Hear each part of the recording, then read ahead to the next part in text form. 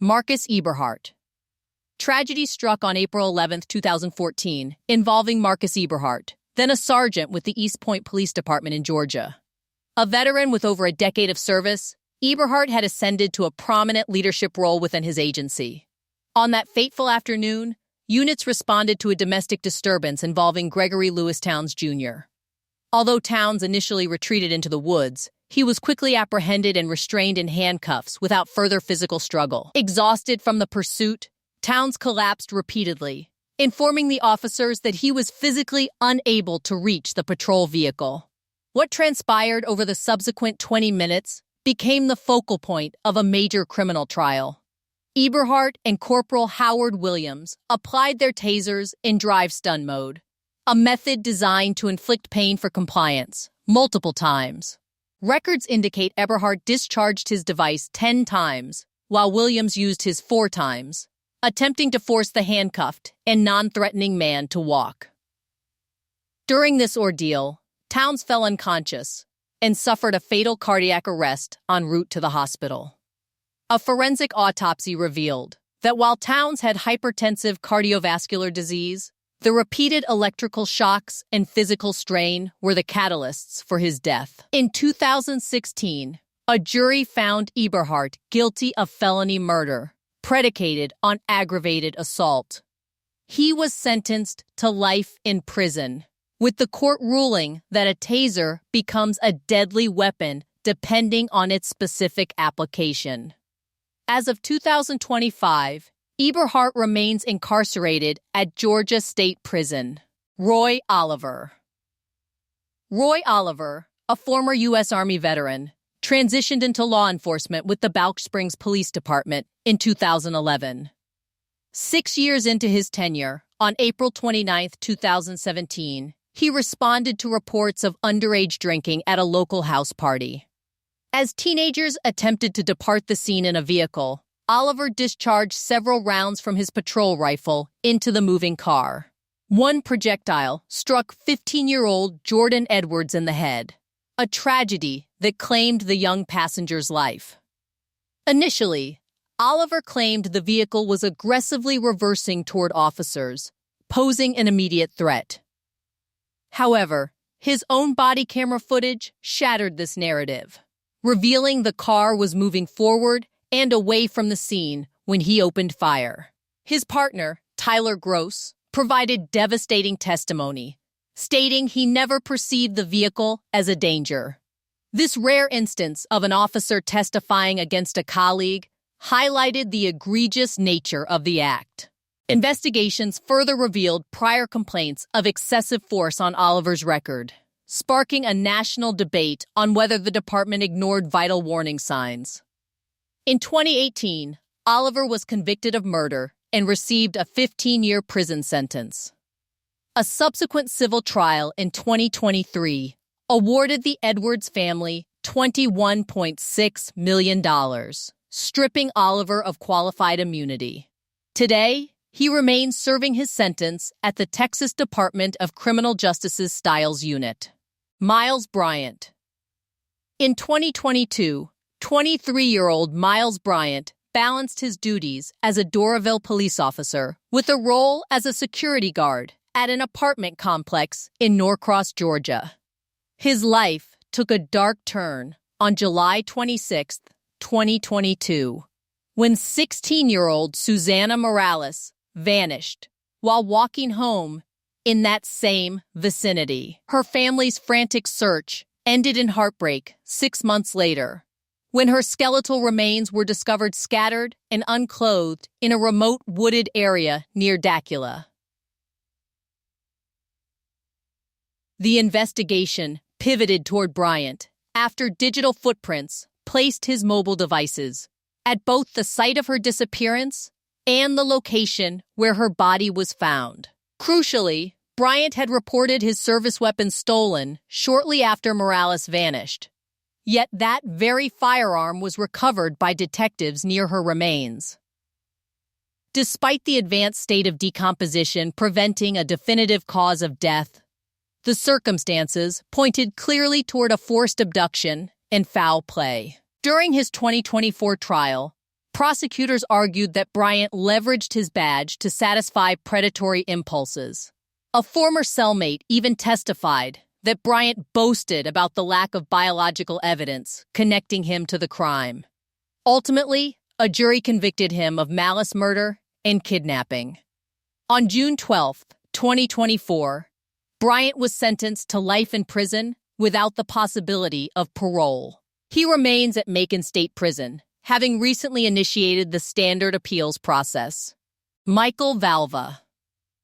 Michael Valva joined the New York Police Department in 2005, earning commendations even as a darker history of misconduct simmered beneath the surface. He lived on Long Island with his fiancée, Angela Polina, and his 3 sons. 2 of his children, Thomas and Anthony, were on the autism spectrum, a vulnerability that was exploited in ways described in court as treating them like prisoners. They were routinely starved, physically assaulted, and denied basic bathroom access. On a freezing night on January 17, 2020, Thomas Valva was forced to sleep in an unheated garage without blankets or winter clothing. Valva later called 911, weaving a fabricated tale of his son falling in the driveway. However, home surveillance cameras installed by the couple captured audio that exposed the truth of Thomas's suffering. The medical examiner confirmed Thomas died of hypothermia, his body temperature plunging to lethal levels during his forced exile in the garage. Text messages between Valva and Polina proved a shared, premeditated cruelty, as they discussed the garage as a form of punishment. In 2022, Valva was convicted of second-degree murder and child endangerment. At his sentencing, his claims of loving his son were met with sharp rebukes from the judge. He was sentenced to 25 years to life, a fate he currently serves at the Clinton Correctional Facility. Thomas's mother continues to pursue a $200 million wrongful death lawsuit against the agencies that failed her son. Derek Chauvin. Born in 1976, Derek Chauvin served the Minneapolis Police Department for nearly 2 decades. Despite amassing 18 official complaints, many involving excessive force, he remained on active duty until May 25, 2020. That day, Chauvin responded to a report of a counterfeit $20 bill at a local market. During the ensuing struggle to detain George Floyd, Chauvin pinned Floyd to the pavement, pressing his knee into the man's neck for over 9 agonizing minutes. Chauvin maintained this lethal pressure even as Floyd pleaded for his life, gasping, "I can't breathe," and calling for his mother. Bystanders' desperate pleas for intervention were ignored, and Chauvin did not check Floyd's vitals even after he became unresponsive. The medical examiner eventually ruled the death a homicide caused by cardiopulmonary arrest, complicating law enforcement's subdual and neck compression. The incident, captured on high-definition bystander video, ignited a global movement for racial justice and police reform. In 2021, a jury convicted Chauvin of second-degree and third-degree murder. He was sentenced to 22.5 years in state prison, followed by a federal sentence of 21 years for violating Floyd's civil rights. The federal prosecution marked a rare instance of dual-level accountability. In a shocking 2023 update, Chauvin survived being stabbed 22 times by a fellow inmate at a federal facility. As of 2025, he remains in high-security custody at FCI Coleman II in Florida, continuing to file self-represented motions for a new trial. Nicholas Tartaglione. Nicholas Tartaglione, a former Briarcliff Manor police officer, retired on disability in 2008 following a career marred by lawsuits and disciplinary issues. However, his post-police life led to a far more sinister path. In 2016, Tartaglione orchestrated a quadruple homicide involving a dispute over missing drug money. The victims, Martin Luna, Miguel Luna, Urbano Santiago, and Hector Gutierrez were lured to a bar under the guise of a resolution. Once captured, the men were restrained and executed, with one victim being strangled by Tartaglione himself. Their bodies were transported to his ranch and concealed in a mass grave. The mystery of their disappearance remained unsolved until an accomplice, Joseph Biggs, confessed and led federal agents to the burial site. Forensic evidence, including soil analysis and ballistics, corroborated the horrifying sequence of events Biggs described. While in custody, Tartaglione gained further notoriety for being housed in the same facility as Jeffrey Epstein, claiming to have witnessed the circumstances of Epstein's death. In 2024, a judge labeled Tartaglione a monster as he was sentenced to 4 consecutive life terms, one for each life he extinguished. The judge remarked that Tartaglione viewed his victims as disposable entities. He is currently serving his time at USP Florence AdMax, the highest security federal prison in the United States. Wayne Couzens. Born in 1972, Wayne Couzens transitioned from the military to a career in law enforcement, eventually joining London's Metropolitan Police in 2018. He served in the elite Parliamentary and Diplomatic Protection Unit. However, a pattern of disturbing behavior, including indecent exposure, had been overlooked by his superiors. On March 3, 2021, Couzens exploited his authority to stage a false arrest of 33-year-old Sarah Everard as she walked home during a pandemic lockdown. Using his police warrant card and handcuffs, he coerced Everard into a rental car, claiming she had breached COVID regulations. He drove her 50 miles to a secluded area in Kent, where he raped her and used his police-issue belt to strangle her. In a gruesome attempt to erase his crime, he burned her remains and disposed of them in a pond. Technological leads, including CCV and license plate recognition, eventually traced the rental vehicle back to the off-duty officer. Couzens pleaded guilty to the abduction, rape, and murder, sparing the family a trial, but revealing the grotesque abuse of his position. In 2021, he was handed a whole life order, a rare sentence in the UK, ensuring he will never be released. The case sparked a national outcry regarding violence against women and the failures of police vetting. Investigations later confirmed that multiple warning signs about Couzens' predatory behavior were ignored by various police agencies throughout his career. Bobby Cutts Jr. In Canton, Ohio, Bobby Cutts Jr. followed a long family tradition by entering law enforcement. A local high school football legend, Cutts served as a patrol officer while maintaining a volatile relationship with Jessie Davis.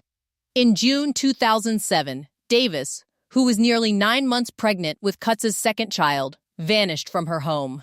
The only witness was her 2-year-old son, who chillingly told investigators, "Mommy's in the rug." Cutts initially played the role of a concerned partner, but as evidence mounted, he eventually led authorities to Davis's body. She had been wrapped in a comforter and abandoned in a remote park. An autopsy confirmed that Davis died from an injury to her throat, an assault that also claimed the life of her unborn daughter. Prosecutors argued that Cutts was motivated by a desperate desire to avoid the financial and social burden of a second child out of wedlock. During the 2008 trial, Cutts claimed the death was an accidental result of an elbow to the throat during a heated argument. The jury remained unconvinced, finding him guilty of murder and aggravated murder. He was sentenced to life in prison with the possibility of parole after 57 years. In a remarkable display of grace, Davis's mother publicly forgave Cutts. He is currently incarcerated at the Marion Correctional Institution, with his first parole hearing not scheduled until 2064. Daniel Holtzclaw. Daniel Holtzclaw, the son of a police officer, was a collegiate football standout before joining the Oklahoma City Police Department in 2011. Between 2013 and 2014, Holtzclaw weaponized his patrol duties to target marginalized women, committing sexual assaults against 13 different victims. He specifically chose women with criminal records or addiction issues, banking on the assumption that society would not believe their word over a decorated officers. His predatory cycle was broken when a 57-year-old grandmother reported him, prompting a serious internal investigation. Detectives discovered that Holtzclaw's patrol car GPS data aligned perfectly with the locations and times reported by his victims.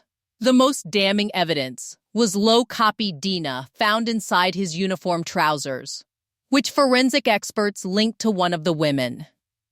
The digital and physical evidence formed an airtight case against him. In 2015, Holtzclaw was convicted on 18 counts, including first-degree rape and forcible sodomy. He was sentenced to 263 years in prison, ensuring he would never walk free. Despite his family's persistent claims of innocence and social media campaigns for a new trial, his appeals were rejected in 2019. He remains incarcerated at the North Fork Correctional Facility, having been moved across various institutions for his own protection due to the nature of his crimes. Numan Raja. Numan Raja, an undercover officer in Florida, was part of a plainclothes unit investigating vehicle burglaries in 2015. On October 18, 2015, Corey Jones, a musician, was stranded on an I-95 off-ramp after his vehicle broke down. As Jones waited for a tow truck, Raja approached in an unmarked van, wearing civilian clothes. Jones, who was legally armed, likely believed he was being targeted by a robber in the pre-dawn darkness. A fatal altercation ensued, with Raja firing 6 shots, killing Jones as he fled. Raja's initial account claimed he had identified himself as police and was forced to fire when Jones pointed a weapon. However, a recorded call to a roadside assistance center, which was still active on Jones's phone, proved Raja never identified himself and began shooting almost immediately. The audio evidence was the smoking gun that dismantled Raja's self-defense claim. In 2019, Raja was convicted of manslaughter and attempted first-degree murder, making him the first Florida officer in 30 years to be convicted for an on-duty shooting. The recording captured Raja's aggressive approach and the lack of warning provided to the victim. He was sentenced to 25 years in prison. Currently, Raja is serving his sentence at the Wakulla Correctional Institution, his case serving as a sobering warning about the protocols of undercover law enforcement.